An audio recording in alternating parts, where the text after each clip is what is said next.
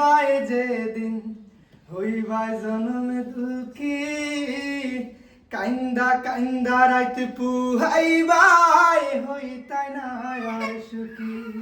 আসসালামু আলাইকুম, আশা করি সব ভালো আছেন। তো আজকে আমি অত্যন্ত আনন্দিত।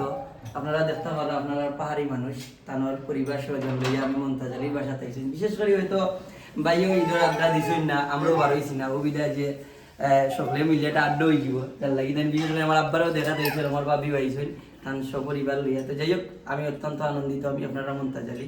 ডাকর একটা কথা আছে, রসুন খরা খরা হইলে জ্বরে খানো। হয়তো ভাই কিবা গানের শিল্পী, আমি অভিনয় শিল্পী, তবে আমরা ভালোবাসায়। তো সবচাইতে আমি বেশি খুশি হয়েছি যে যেহেতু ভাই বাবিরে লইয়া আইসই।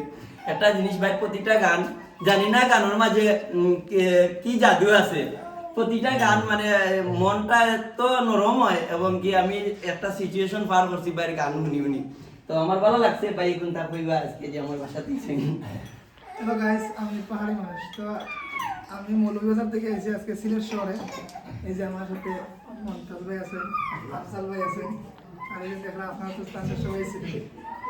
তো খুব ভালো লাগছে সিলেট শহর আমি আই কিন্তু এরকম মায়া কেউ করছে না।